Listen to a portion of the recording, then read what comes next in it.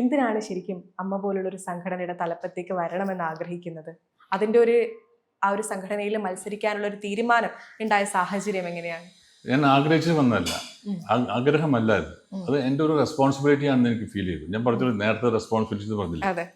ഇതിൽ കാരണം വെച്ചാൽ എനിക്ക് കുറേ വർഷങ്ങളായിട്ട് ഞാൻ ഇതിൻ്റെ അംഗമാണ്. ഞാനൊരു ലൈഫ് മെമ്പറാണ്, ഫൗണ്ടർ മെമ്പറും കൂടിയാണ് ഈ അമ്മ എന്ന അസോസിയേഷൻസ്.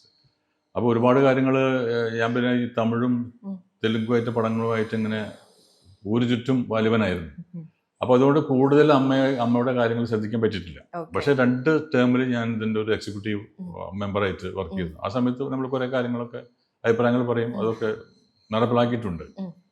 അങ്ങനെ അപ്പോൾ നല്ല രീതിയിലാണ് അമ്മ പോയിക്കൊണ്ടിരിക്കുന്നത്. അപ്പോൾ ഞാൻ അറിയുന്നതും അന്വേഷിക്കുമ്പോഴൊക്കെ അറിയുന്നത് നല്ല രീതിയിലാണ് പോയിക്കൊണ്ടിരിക്കുന്നത്. അമ്മ എന്ന സംഘടന തകരുമെന്ന ഘട്ടത്തിൽ, അതായത് നേരത്തെ പറഞ്ഞ പോലെ അനർഹരായിട്ടുള്ള ആളുകളിലേക്ക് പോകരുത് എന്നൊരു ഉദ്ദേശത്തോടെയാണ് പെട്ടെന്നെടുത്തൊരു തീരുമാനമായിരുന്നു.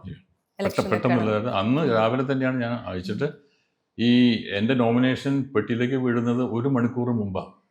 ലാസ്റ്റ് 1 മണിക്കൂർ കഴിഞ്ഞാൽ എനിക്ക് പറ്റില്ല. ആരോടെങ്കിലും വിളിച്ച് ചോദിച്ചിരുന്നോ ഞാൻ എങ്ങനെ നിൽക്കട്ടെ, നിന്നാൽ എങ്ങനെ ഇരിക്കും എന്ന് ഒരു സുഹൃത്തുക്കളോട് ചോദിച്ചിരുന്നോ? ഞാൻ അങ്ങനെ ചോദിച്ചില്ല. കാരണം അങ്ങനെ ചോദിച്ചിട്ടുണ്ടെങ്കിൽ ആരെങ്കിലും പറയാം വേണ്ടടാ എന്ന് പറഞ്ഞു കഴിഞ്ഞാൽ പെട്ടെന്ന് നമുക്കൊരു എന്താണ് വേണ്ടേ അങ്ങനെ തോന്നും. അപ്പോൾ എൻ്റെ തീരുമാനങ്ങളൊക്കെ ഞാൻ സ്വയം എടുക്കുന്നതാണ്. നേരത്തെ പ്രസിഡന്റ് ലാലേട്ടനായിരുന്നല്ലോ, ഇപ്പോ താങ്കൾ മത്സരിക്കാൻ പോകുന്ന അതേ സ്ഥാനത്തേക്ക് ലാലേട്ടൻ വിളിച്ചിരുന്നോ? അല്ലെങ്കിൽ ഓൾ ദ ബെസ്റ്റ് ഒക്കെ പറഞ്ഞു? ഓൾ ദി ബെസ്റ്റ് മോഹൻലാൽ പറഞ്ഞു, മമ്മൂട്ടിയും പറഞ്ഞു, സുരേഷ് ഗോപിയും പറഞ്ഞു. പൂർണ്ണ പിന്തുണയുണ്ടോ 3 പേര്? അത് പൂർണ്ണ വെച്ചാൽ അവര് നന്നായി എന്നാ പറഞ്ഞത്.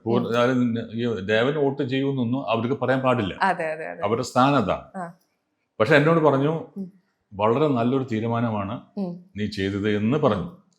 മോഹൻലാൽ പറഞ്ഞു, മമ്മൂട്ടിയും പറഞ്ഞു, സുരേഷ് ഗോപിയും പറഞ്ഞു. മനസ്സിലായില്ലേ?